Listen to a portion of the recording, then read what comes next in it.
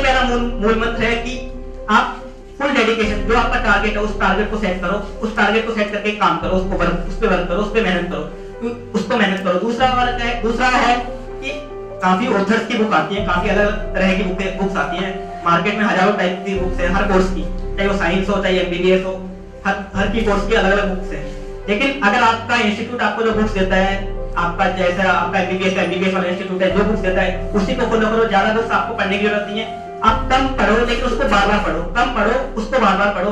ऐसा नहीं कि 10 बुकों को पढ़ के 10 अलग अलग बुक पढ़ने से ये बढ़िया है एक बुक को 10 बार पढ़ना पड़ता था, क्योंकि उन्होंने 2.5 साल कुछ पढ़ाई नहीं करी होती और मैंने पहले से 2-2 घंटे पढ़ाई कर ली थी, तो मेरे को 8 घंटे से ज्यादा देने नहीं पड़े लास्ट के 6 मंथ्स में। और मैं आराम से जो सर की बात मान के जो फॉलो करता गया उनको, आराम से मैं फर्स्ट ट्रैक ले पाया, वो आराम से फर्स्ट ट्रैक क्रैक कर पाया। मेरे को कभी लगा नहीं कि मेरे कोई इतना प्रेशर है, कोई स्ट्रेस है, कोर्स सबसे टफेस्ट कोर्स है। कभी मैं उससे एक दिन भी फील नहीं हुआ बाद में कि सबसे टफेस्ट कोर्स है। वो क्यों नहीं फील हुआ? क्योंकि मैंने एक कंसिस्टेंसी बनाई और मैंने सर की जो बात थी कि रोजाना पढ़ाई करना, 2-2 घंटे पढ़ाई करना, उसको फॉलो किया। तो मैंने पहले तो सीपीटी में मेरी रैंक आई थी ऑल इंडिया रैंक 13, उसके बाद मैंने आईपीसी दिया उसमें 23 आई। फिर मैंने इनकी कॉपीज मंगवाई, जो एग्जाम में मैंने दी थी उनकी कॉपीज मंगवाई, मैंने एरर फाइंड किया कि मैंने क्या क्या गलतियां की, उन गलतियों को मैंने ठीक किया। सर की बात इस बार पूरी मानी, सर की बात थी कि अभी से पढ़ाई करना, अभी से कि बाद में प्रेशर ना आए। तो मैंने उसी दिन से पढ़ाई स्टार्ट कर दी, उसी दिन से रूटीन बना लिया कि 2 घंटे तो पढ़ना ही है, चाहे कुछ भी हो जाए 2 घंटे तो देनी ही है पढ़ाई को।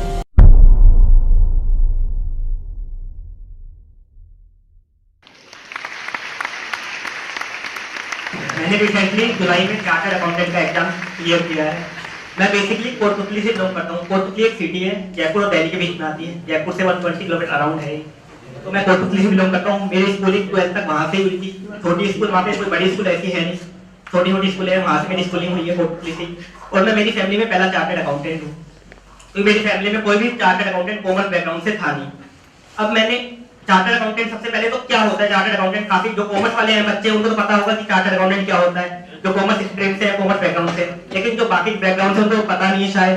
लेकिन लास्ट ईयर जब मोदी जी ने जीएसटी लॉन्च हुआ था, तो हमारे प्रधानमंत्री मोदी जी ने अपनी स्पीच में कहा था कि चार्टर्ड अकाउंटेंट का जो सिग्नेचर होता है उसकी पावर प्राइम मिनिस्टर के सिग्नेचर से ज्यादा होती है। तब पूरे इंडिया को पता चला था कि चार्टर्ड अकाउंटेंट कितना पावरफुल होता है। चार्टर्ड अकाउंटेंट कोई भी बड़ी बड़ी मल्टीनेशनल ग्रुप होते हैं, मल्टीनेशनल कंपनीज होते हैं, उनका जो बैलेंस शीट होती है, उनका प्रॉफिट एंड लॉस अकाउंट होता है, वो चार्टर्ड अकाउंटेंट के सिग्नेचर के बिना सर्टिफाई नहीं हो सकता। जब तक चार्टर्ड अकाउंटेंट अपना सिग्नेचर ना कर दे, वो उनको सर्टिफाई नहीं हो सकता, वो पब्लिक में नहीं आ सकता। दूसरा, चार्टर्ड अकाउंटेंट की जीएसटी की, इनकम टैक्स की, सबकी कंसल्टेंसी देते हैं, अलग अलग फील्ड में अलग अलग कंसल्टेंसी देते हैं, कॉमर्स से रिलेटेड कंसल्टेंसी देते हैं। और जो हमारे फाइनेंस मिनिस्टर थे पहले, पीयूष गोयल जी, वो भी एक चार्टर्ड अकाउंटेंट है, उनकी भी ऑल इंडिया रैंक 2 थी उस टाइम पे। तो चार्टर्ड अकाउंटेंट की काफी बड़ा प्रोफेशन है। सीए के लिए जो कॉमर्स बैकग्राउंड से उनके लिए तो काफी अच्छा प्रोफेशन है। तो जैसे ही मेरी 10th हुई थी तो मेरा साइंस में इंटरेस्ट कम था और मेरा मामा का भी सपना था कि मैं चार्टर्ड अकाउंटेंसी करूं। तो मैंने 10th के बाद कॉमर्स ली। मेरा इतना ज्यादा, पहले मैं इतना एवरेज स्टूडेंट था, कोई इतना हाई फाई नहीं था कि मैं टॉपर था, ऐसा कुछ था नहीं। 10th में भी मेरी इतनी कुछ अच्छी परसेंट नहीं बनी थी, अराउंड 80 के लगभग परसेंटेज बनी थी। तो मैंने चार्टर्ड अकाउंटेंसी ली। 11th में कॉमर्स ली। कॉमर्स में काफी सारे कोर्स होते हैं, सीएस वगैरह होते हैं, कॉस्ट अकाउंटेंट भी होते हैं। तो मैंने चार्टर्ड अकाउंटेंसी का नाम सुन रखा था क्योंकि सबसे फेमस चार्टर्ड अकाउंटेंसी होता था। चार्टर्ड अकाउंटेंसी इसलिए भी फेमस था कि उसके बारे में एक मिथ चलता था। ये बुक में लिखा हुआ है कि चार्टर्ड अकाउंटेंसी वर्ल्ड का सबसे टफेस्ट कोर्स है। ये मिथ चलता था, चार्टर्ड अकाउंटेंसी वर्ल्ड का सबसे टफेस्ट कोर्स है, चाहे वो एमबीबीएस या आईएएस, उनसे भी टफ कोर्स है पूरे वर्ल्ड का सबसे टफेस्ट कोर्स है इंडिया का जो चार्टर्ड अकाउंटेंसी का कोर्स है। तो ये मिथ चलता था। तो पहले डर लगता था कि इतना ऐसा क्या कोर्स है, ले तो लिया, आप देखते हो पाएगा या नहीं हो पाएगा, क्योंकि एवरेज था, ऐसा कुछ था नहीं। काफी 99%, 98% वाले भी होते थे बच्चे। तो चार्टर्ड अकाउंटेंसी ले ली थी। उसमें ऐसा लगता, उसमें अटेम्प्ट्स भी लगते रहते थे, सब ये सुना हुआ था कि अटेम्प्ट्स लगेंगे, ऐसा होगा, सारी मिथ चलती रहती थी। तो चार्टर्ड अकाउंटेंसी ले ली। 11th 12th हो गई। फिर मैं जयपुर आया जब चार्टर्ड अकाउंटेंसी का कोर्स स्टार्ट करने। इसमें 3 लेवल होते हैं बेसिकली। एक होता है फाउंडेशन, जो पहले सीपीटी होता था, एक होता है आईपीसीसी और एक फाइनल होता है। 3 लेवल होते हैं। तीनों लेवल फर्स्ट अटेम्प्ट में या कितने भी अटेम्प्ट ले सकते हो आप, लेकिन फर्स्ट अटेम्प्ट में काफी कम क्लियर कर पाते हैं। इसका रिजल्ट भी अराउंड पॉइंटों में रिजल्ट रहता है, पॉइंटों में फर्स्ट अटेम्प्ट क्लियर करने वालों का। और वैसे अराउंड 2 या 3% रिजल्ट रहता है इसका पूरे इंडिया में। तो मैंने चार्टर्ड अकाउंटेंसी ले ली थी। लेकिन ये डर पूरा मन में बैठा हुआ था कि कैसे होगा, क्योंकि बाहर मिथ चला था कि हाईएस्ट सबसे टफेस्ट कोर्स, सबसे हार्ड कोर्स है, एमबीबीएस आईएएस सबसे उससे भी टफ कोर्स है, ऐसा मिथ चलता था। तो मैं जैसे जयपुर आया तो सबसे पहला तो जब मन था तो मेरे को एक सर मिल गए, मेरे आरसी सर जो लास्ट मेरे मेंटर है, उन्होंने मेरे को हर स्टेप पे गाइड किया। आज तक मैंने बस यही सुना था चार्टर्ड अकाउंटेंसी सबसे टफेस्ट कोर्स है पूरे बच्चों से, क्योंकि मार्केट में क्या होता है कि ज्यादातर नेगेटिव पीपल्स ज्यादा मिलते हैं, नेगेटिव जो ज्यादातर फेलियर्स होते हैं, क्योंकि हर कोर्स में रिजल्ट हर कोर्स का 3 या 4% रहता है, तो 97% 95% क्या होते हैं, फेलियर्स होते हैं। वो उल्टा ही ज्ञान देते हैं, वो यही बोलते हैं टफेस्ट है, हो नहीं पाएगा, सब ऐसा ज्ञान देते हैं। लेकिन वो सर थे, वो ऐसा बोलते थे, वो एक ऐसा पर्सन थे, वो ऐसे बोले मेरे को कुछ भी कोर्स नहीं है, आराम से क्रैक कर जाएगा अगर सही से मेहनत किया तो, कुछ भी नहीं है, बहुत इजी कोर्स है, जैसे तूने स्कूल में पढ़ाई की थी, स्कूलिंग लेवल का ही कोर्स है, ऐसा कुछ भी नहीं है, अगर तूने मन लगा के पढ़ाई की, सही से पढ़ाई की, फोकस करके पढ़ाई की तो आराम से क्रैक कर जाएगा।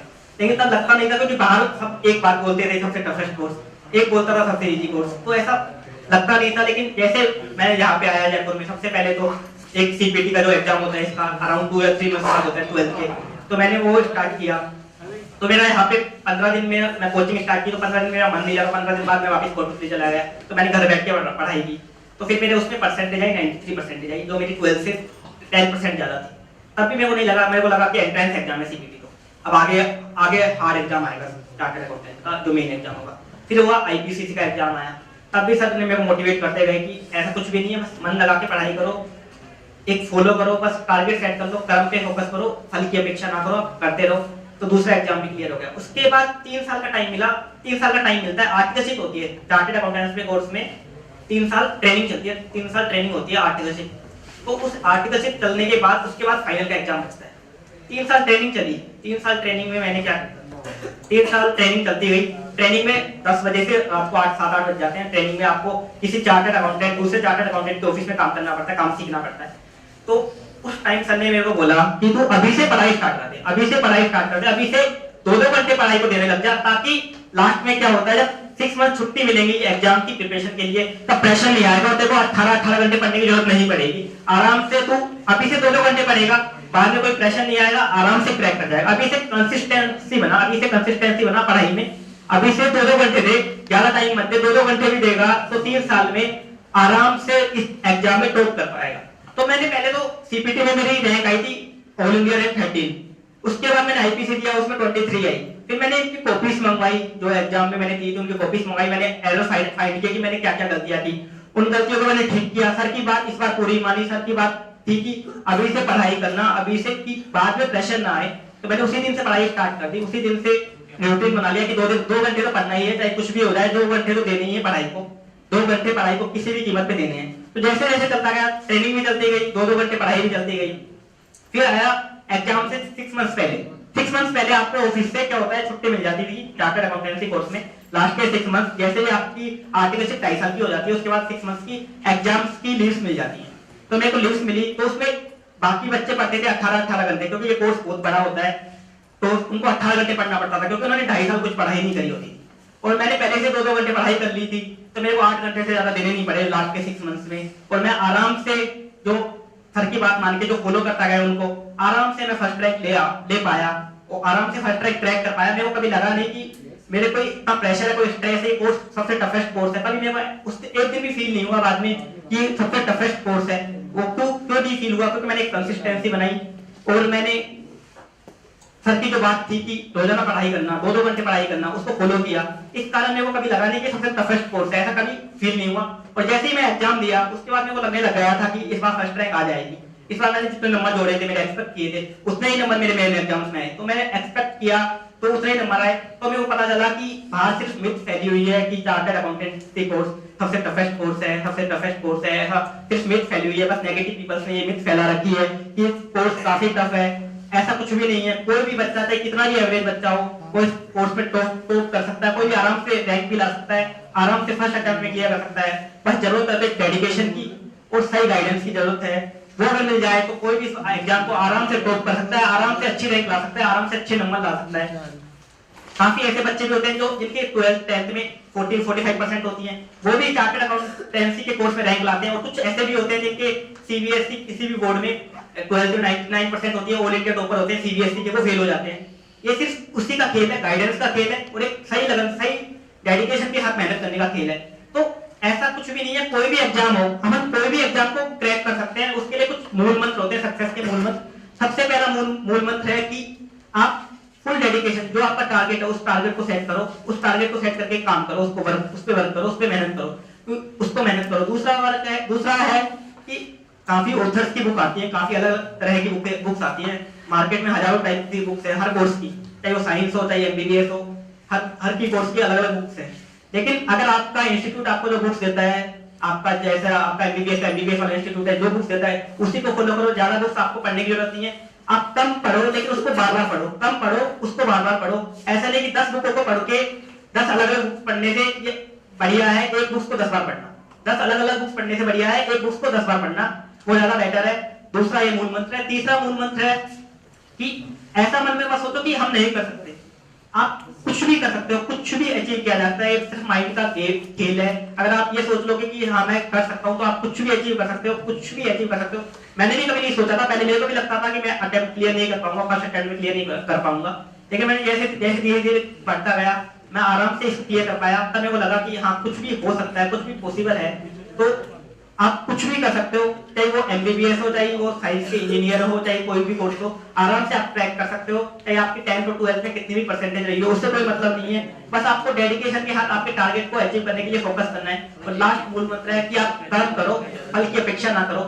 भागवत गीता में श्री कृष्ण ने बात कही थी कि हमारा सिर्फ कर्म पे अधिकार है, उसके फल पे नहीं। आप कर्म करो, आपको मनचाहा फल मिलेगा, आपको मनचाहा फल मिलेगा। अगर आपने सही तरह से कर्म किया तो आपको मनचाहा फल खुद ही मिल जाएगा।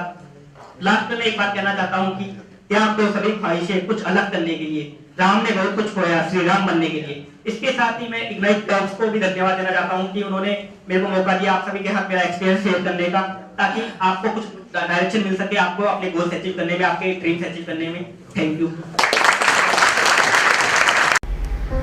ऐसे ही और वीडियो सुनने के लिए इग्नाइट टॉक्स का चैनल सब्सक्राइब करें एवं साथ ही बेल आइकन का बटन भी प्रेस करें ताकि सबसे पहले ये वीडियो आप तक पहुंचे।